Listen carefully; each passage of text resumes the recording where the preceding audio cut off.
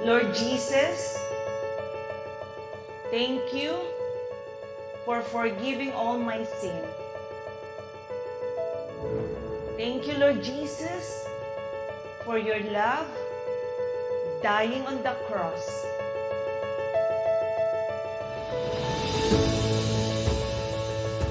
Lord Jesus, be my Lord, be my Savior, and be my Master.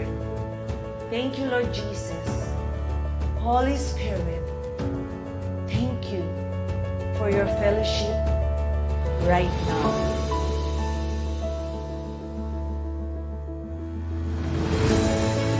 Because you are the God who create light and bring peace. You are the God who establish everything, Lord God. Protect every one of us. Make your face smile upon every one of us. Bless every one of us and keep us. May you lift up your countenance and give everyone your shalom. Please seal our prayer.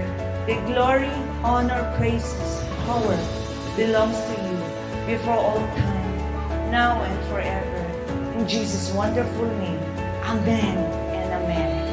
Praise the Lord.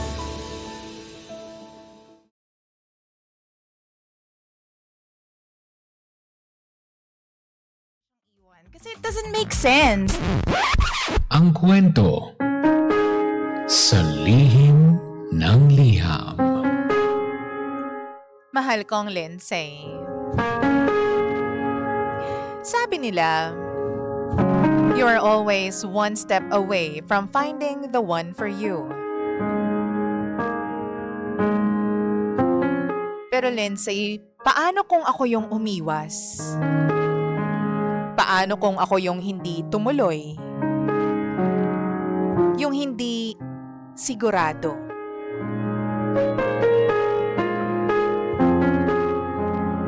"24 years old lamang ako nung time na yun. Galing po ako sa breakup with my longtime partner. Kaya naisip kong makipagkilala ulit sa iba. Sabi ko, why not? Single naman ako. Pwede naman akong makipag-date. Be entertained. Pwede rin akong makipagkaibigan kahit kanino. Tapos isang beses, naisip kong i-message yung isang kaibigan ko sa Facebook na noon pa man ay nagagandahan na ako. Ang ganda niya sa mga stories niya, sa mga pictures niya. Ang perfect sa lahat. Kaya naman hindi na ako nag-aksaya pa ng oras. Nag-first move agad ako. Ganun talaga ako eh. Nalaman ko na she's also 24 years old, may stable job, professional, morena, simple, pero siya yung maganda na kahit walang makeup, perfect kung tingnan. Kumbaga, ideal type talaga. Makalipas ang ilang araw ng pag-uusap namin, we decided to meet up para naman makilala namin yung isa't isa. Para malaman ko kung magkaka-vibes ba kami. Siyempre, tulad ng ginagawa ng iba, kape-kape. Pero this time, hindi kami pumunta sa isang shop. Nag-set up ako ng camping chairs sa tabi ng kotse ko.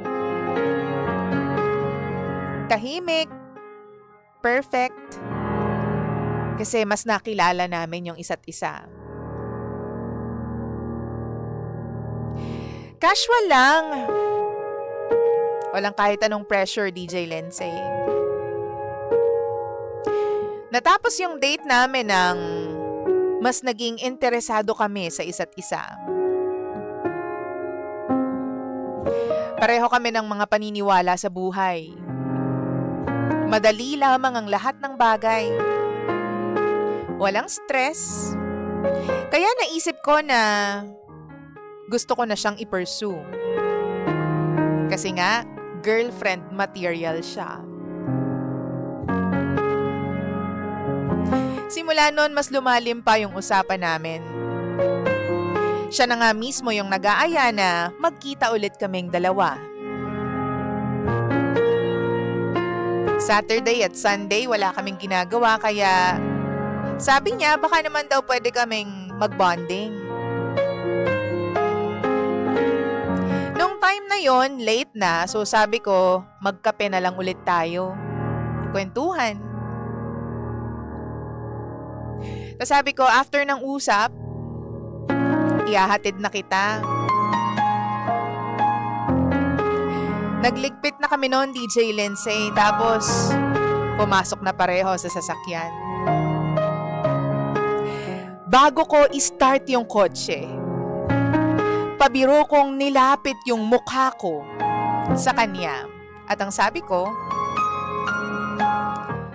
next time na lang ulit kapag free tayo, ha? Nagulat ako, DJ Lindsay, kasi palaban siya. Ang sabi niya sa akin, bakit hindi mo ituloy? Sige nga, kung matapang ka, tuloy mo. Hindi ko inaasahan yung reaction niya, DJ Lindsay. Bigla niyang hinawakan yung mukha ko at hinalikan ako. At syempre, binalik ko yung favor. Hinalikan ko rin siya.